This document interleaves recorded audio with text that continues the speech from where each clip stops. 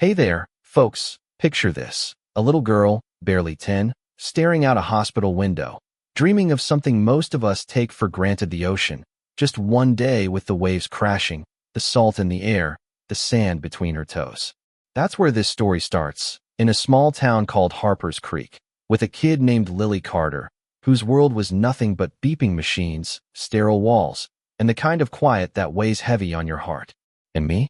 I'm Jake, just a guy who saw something unforgettable unfold, something that changed how I look at life, at people, at everything. So stick with me, 'cause this one's gonna hit you right in the feels. Lily was 9, small for her age, with these big hazel eyes that sparkled even when her body was giving out.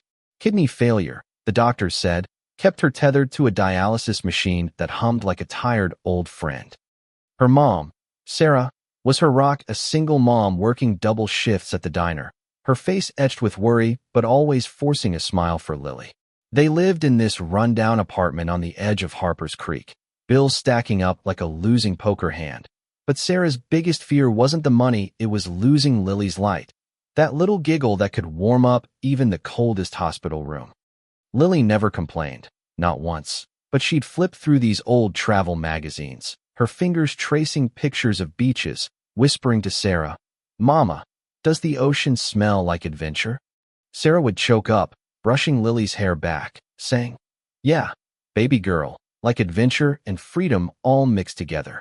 And that night, under the flicker of fluorescent lights, Lily folded her hands and prayed not for a cure, not for more time, but for one day, just one, to see the ocean before it was too late.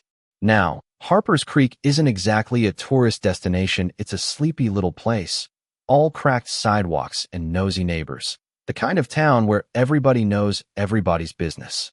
But that night, while Lily prayed, something else was stirring. Out on the highway, a pack of bikers roared through the dark, their leather jackets flashing the Skull and Wings patch of the Iron Reapers. Yeah, those Iron Reapers, the ones folks whispered about, calling them trouble, outlaws, the kind of guys you cross the street to avoid. Their leader, a guy named Mac Hawk Sullivan, was all grit and grit, 6'3", beard like steel wool, eyes that could stare down a storm. But that night, Hawk felt something off, like a pull he couldn't explain, like the wind itself was whispering to him. He didn't know it yet, but his world was about to crash head-on with a little girl's dream. Next morning, the sun's barely up, painting the town gold, and Sarah's pushing Lily outside for some fresh air, first time in days. Lily's in her wheelchair, bundled in a quilt, her cheeks pale, but her eyes soaking up the sight of sparrows darting across the sky. Then it hits this low, rumbling growl, like thunder rolling in slow. Motorcycles, a dozen of them, maybe more, turn the corner, engines shaking the ground. People freeze. Shopkeepers peek out, clutching their aprons. Moms yank their kids close. Those Skull and Wings patches glint like warning signs in the sunlight.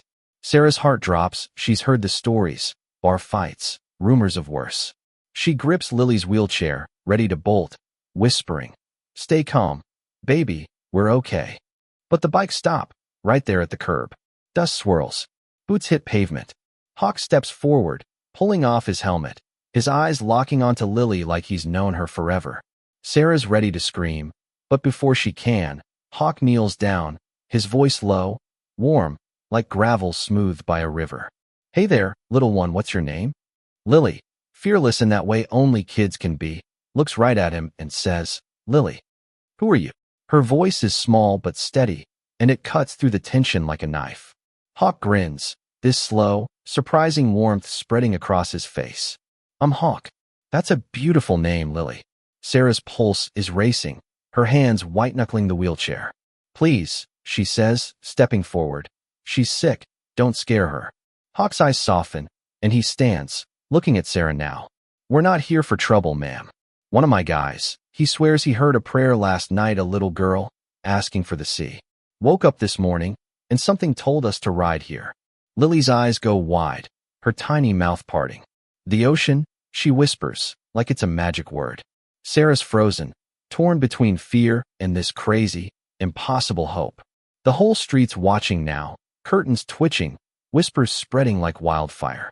You gotta understand, Harper's Creek was the kind of place where folks judged quick and held grudges quicker.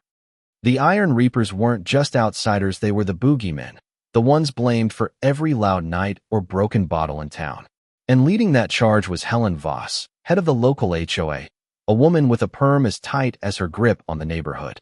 Helen had been trying to run the Reapers out for years, said they were a blight, a danger, even got the sheriff to hassle them over parking violations. Her real beef? Power. She wanted Harper's Creek to be her little kingdom, all picket fences and potlucks, no room for leather jackets or loud pipes. So when she saw the Reapers surrounding Lily, she stormed over, her voice sharp enough to cut glass. What do you think you're doing?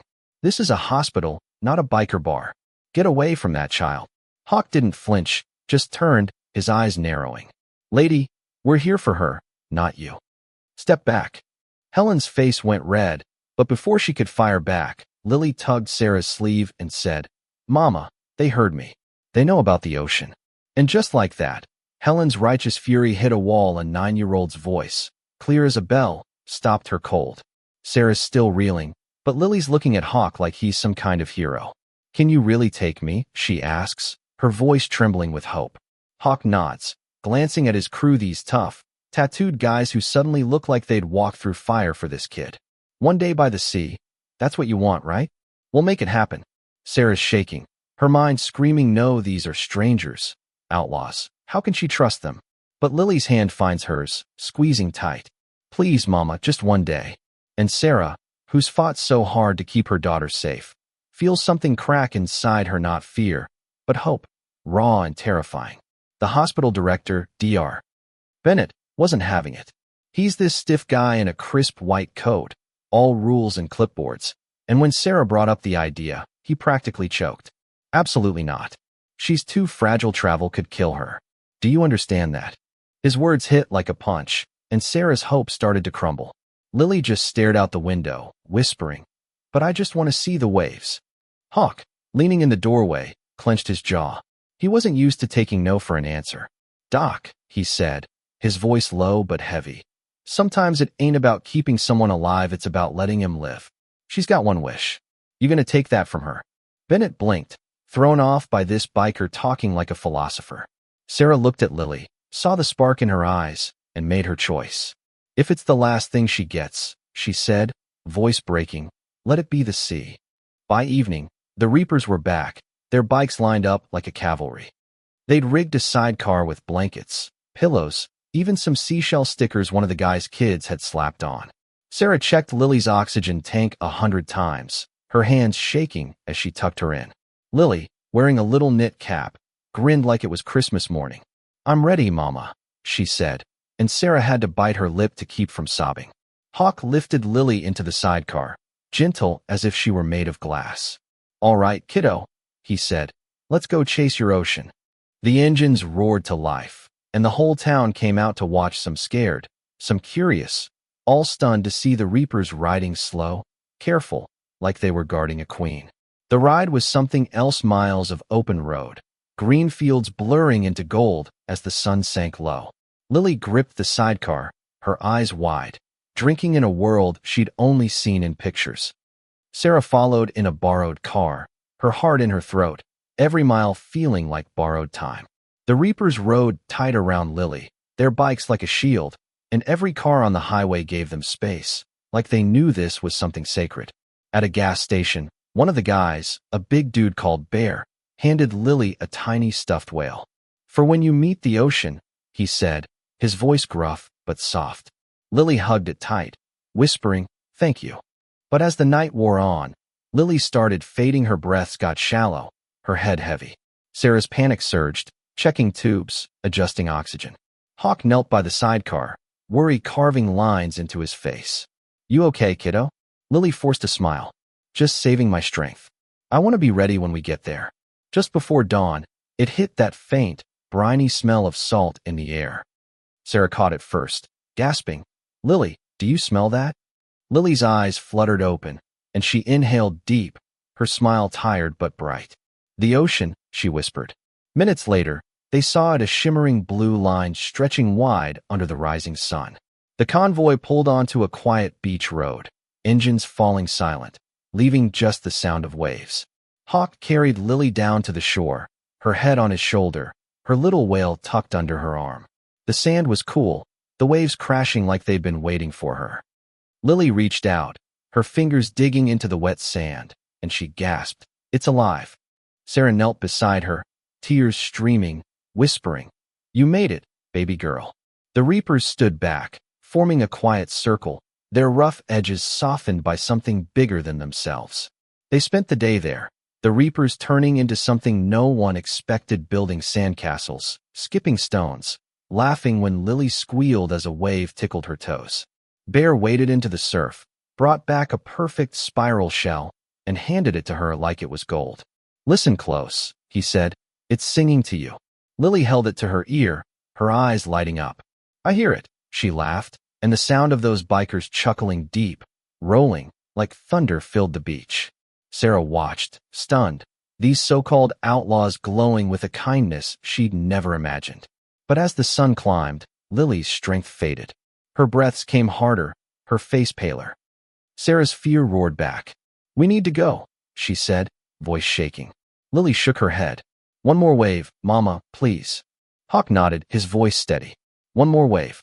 And so they stayed, the ocean singing for Lily, her hand dipping into the cool water, her smile brighter than the sun. The ride back was quiet, heavy. Lily slept in the sidecar, clutching her whale and shell. At every stoplight, strangers stared, some snapping pictures, others just nodding, like they knew they were witnessing something rare. Back at the hospital, the nurses lost it. "What were you thinking?" She could have died. Sarah stood her ground, but it was Hawk who stepped up, his voice cutting through. She wanted the sea. She got it, and no one's taking that from her. The nurses went quiet, and Sarah felt something new, not guilt, but pride. She'd given her daughter a piece of freedom. Days later, Lily was back in her hospital bed, weaker but different, like the ocean had left a piece of itself in her. She talked about the waves, the sand, the way the reapers made her laugh. One afternoon, that familiar rumble came again. Hawk walked in, holding a jar of beach sand and another shell. "From your ocean," he said. Lily clutched it, tears in her eyes. "Now it's with me forever." Sarah's heart broke and mended all at once. Weeks later, when Lily slipped away, she was peaceful, her hand wrapped around that shell, her face still glowing with the memory of the sea. At her funeral, the reapers came, their bikes rolling slow, a procession of honor. Harper's Creek watched, not with fear, but with respect. Sarah walked behind, grieving but grateful. At the beach, Hawk tossed Lily's shell into the waves, his voice rough. "The ocean won't forget you, kiddo. Neither will we." And as the tide carried her memory, I realized something: life ain't about how long you get. It's about the moments that make you feel alive. So what do you think? Were the reapers heroes, or just folks chasing redemption? Should Sarah have trusted them, or was it reckless? Drop a comment. Share your thoughts. Let's talk about what makes a moment worth fighting for. Hit that like button, subscribe, and let's keep these stories coming. 'Cause out there, in the unlikeliest places, there's still grace to be found.